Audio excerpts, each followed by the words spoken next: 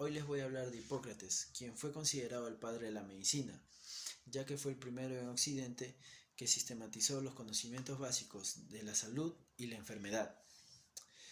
Hipócrates plantea que el cuerpo humano se compone de 4 sustancias que tienen como nombre humores. Estos humores deben mantener un perfecto equilibrio entre sí, ya que si lo pierden se produce la enfermedad tanto en el cuerpo como en el espíritu.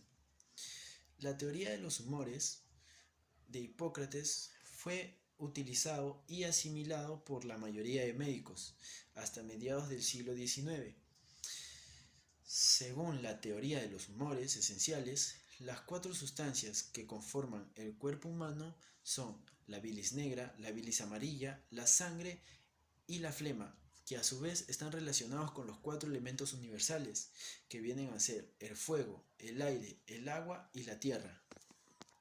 Soy Saraí y les voy a hablar de Sócrates y los aportes que tuvo a la psicología en la Edad Antigua. Sócrates nació en Alopece, Antigua Atena, en 470 a.C. Fue uno de los 3 filósofos más importantes del mundo, siendo así su primer discípulo Platón. Las habilidades con las que él contaba era el razonamiento y la facilidad de palabras. Fue un iniciador de la filosofía, siendo el objetivo principal de la ciencia en busca del interior de los seres humanos. Su filosofía se regía a lo ético y a lo moral. Los aportes que Sócrates tuvo a la psicología fueron el método inductivo y el método de mayéutica, que consistía en cuestionar a cada problema planteado. Su método de investigación fue el diálogo y el cuestionamiento.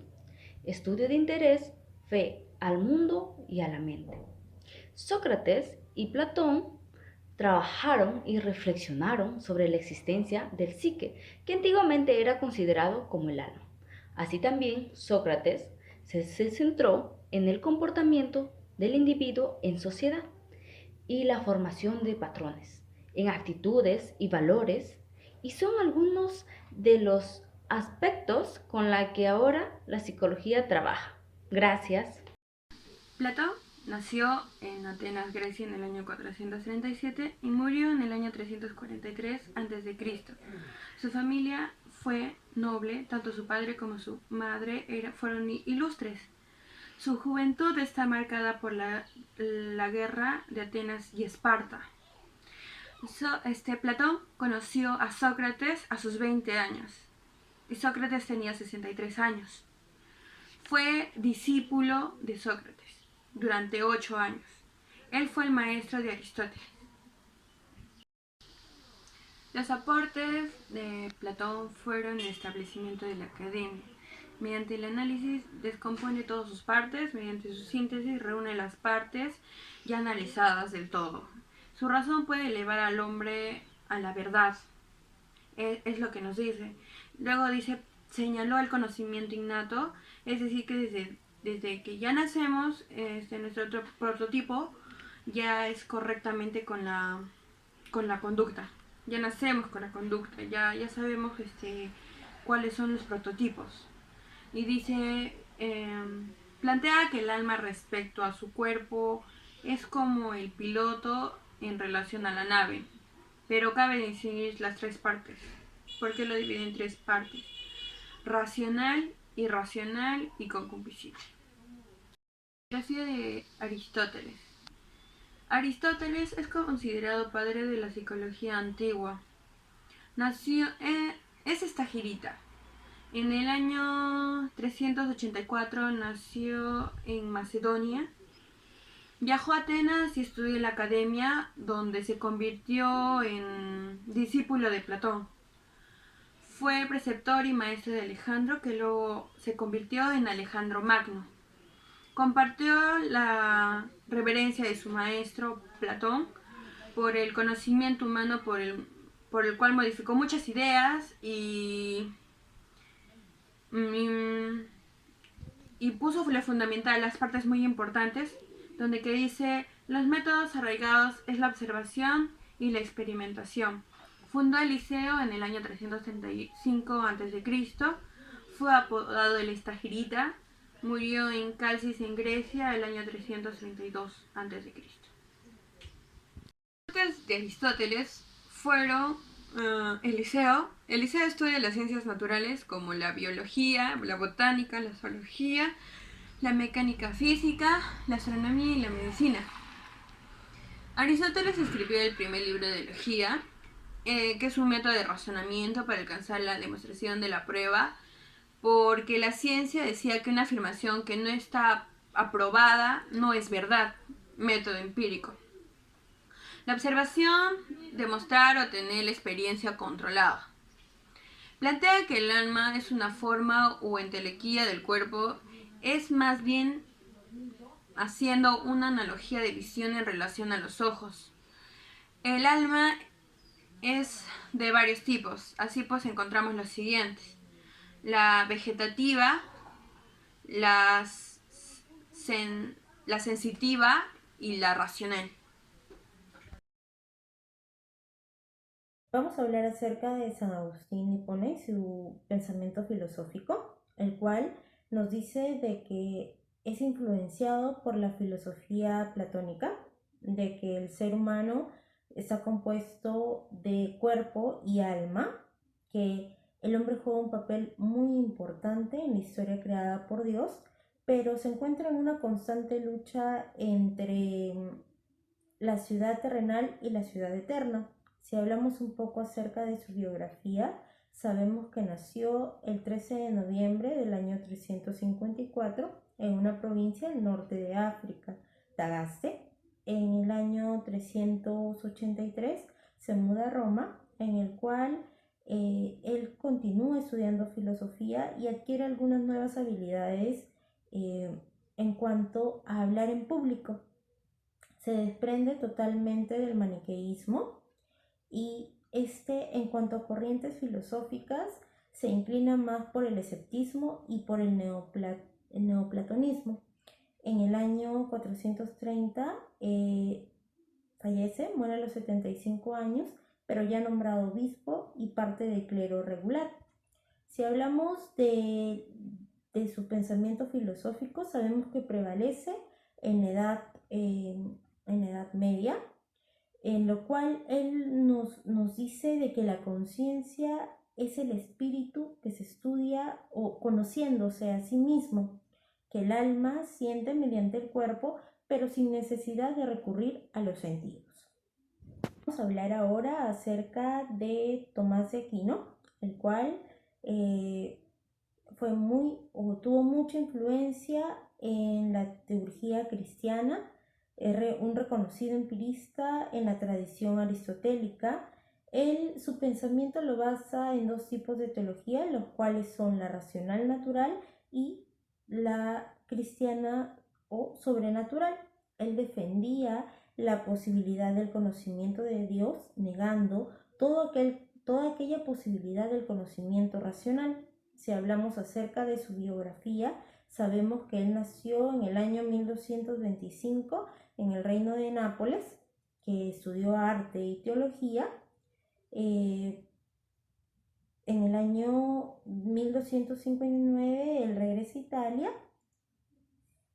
Él estuvo al cuidado de Alberto Magno, en el cual ellos se estrecharon un vínculo de amistad muy cercano, ya que tenían compartían una visión abierta del nuevo saber greco-árabe.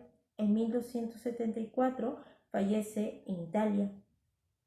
Cuando hablamos acerca de su pensamiento filosófico, también sabemos que este prevaleció en la Edad Media, que distinguió 4 modos de relacionar el ser humano con el mundo, los cuales fueron vegetativo, el sensitivo, apetitivo y intelectual. Uno de los principales personajes en la psicología precientífica es René Descartes. Él nace en el año 1596 Es un filósofo, matemático y físico considerado uno de los representantes máximos del racionalismo y también considerado el padre de la filosofía moderna. Ahora, él consideraba como filosofía que existía un único saber, un único saber universal. Entonces, ante esto, indicaba que ciencias como la física y la matemática pues tenían la misma naturaleza que la filosofía. Y pues indicaba que estas ciencias evolucionaban o progresaban en el conocimiento y que la filosofía debería realizarlo de la misma manera. Ahora, como único saber, pues también indicaba que debería haber un solo método para poder alcanzar el conocimiento o utilizar bien la razón. Ahora, Descartes él propulsaba la razón e indujo la duda metódica como un método para poder corroborar su tesis. Pues él trataba de dudar de absolutamente todo para poder alcanzar la verdad. Él propone el método cartesiano, que está fijado en 4 principios: el principio de la duda, el principio de análisis, el principio de síntesis y el principio de enumeración. Buenas tardes, en esta ocasión voy a hablar sobre Francis Bacon. Francis Bacon nació el 22 de enero de 1561. Fue un filósofo, escritor, abogado y político inglés. Se le considera uno de los pensadores ingleses más importantes para aquella época, más influyentes. Era un pionero de la ciencia y el padre del empirismo filosófico y científico. Él realizó grandes aportaciones a 3 campos, que es la literatura, la política y la filosofía. En aquella época, la ciencia se basaba mucho en la filosofía, sobre todo en las ideas de Aristóteles y la Grecia antigua. Una de las aportaciones más interesantes de Francis Bacon es la del método inductivo en la psicología y otras ciencias, y esto constituye un instrumento para analizar las experiencias a partir de la recopilación de casos particulares de un fenómeno u observando, en este periodo, inducir una serie de conclusiones mediante analogías de las características comunes a los objetos observados. Bueno, eso es todo. Gracias. Otro de los principales representantes en la edad moderna psicología precientífica es John Locke. Él nace en el año 1632, es un médico filósofo, un máximo representante en el empirismo y también considerado el padre del liberalismo clásico. Ahora, para Locke no existen ideas universales, muy contrario a lo que indicaba Descartes. Para él, en su teoría del conocimiento, no existen las ideas innatas. Para él, el conocimiento tiene un origen sensorial. Ahora, él también considera que el conocimiento se da a través de la experiencia.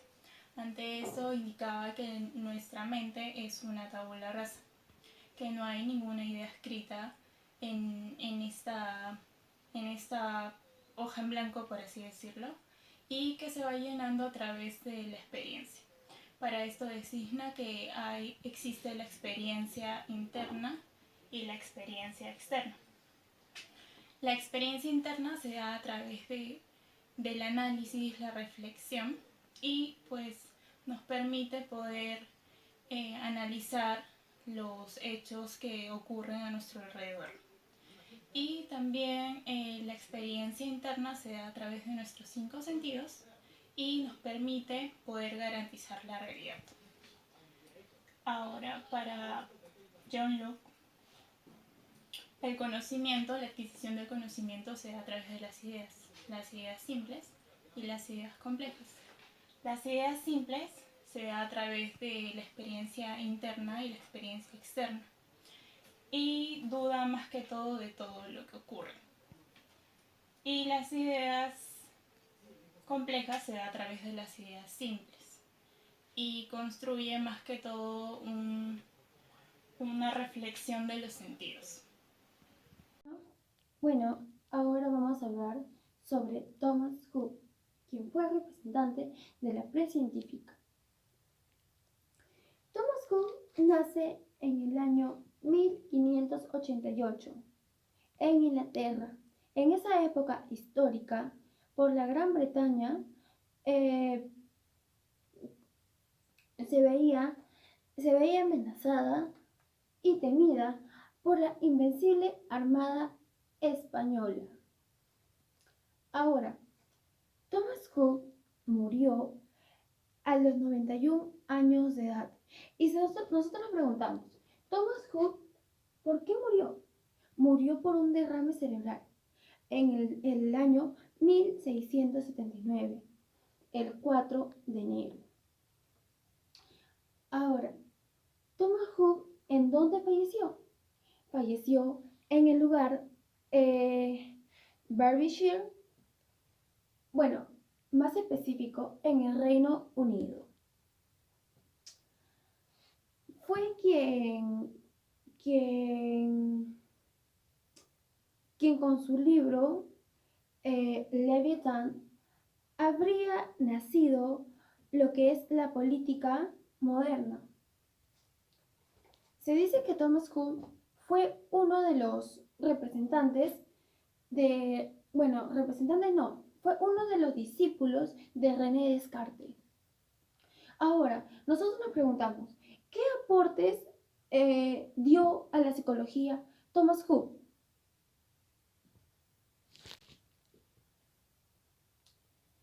Creía que todo el conocimiento hunde sus raíces en las percepciones sensoriales, sosteniendo un monopolismo radial. La teoría de la psicología más interesante es la que él afirma que el lenguaje y el pensamiento son íntimos, o sea, que están íntimamente relacionados y que son quizás hasta más íntimos. María de Los Ángeles Pérez, voy a dar las conclusiones de grupo. Los primeros representantes de la psicología precientífica buscaban fundamentar lo que en ese momento se le conocía como psique.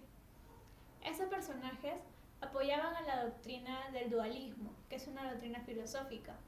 Tenemos el dualismo de Platón y el dualismo de Descartes. El dualismo platónico indicaba que el alma y el cuerpo estaban en constante conflicto.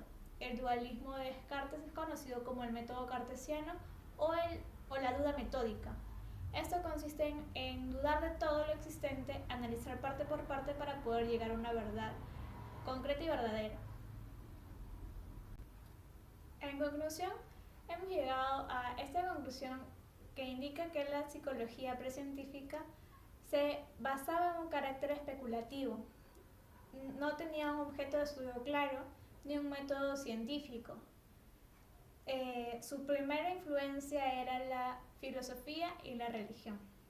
Gracias.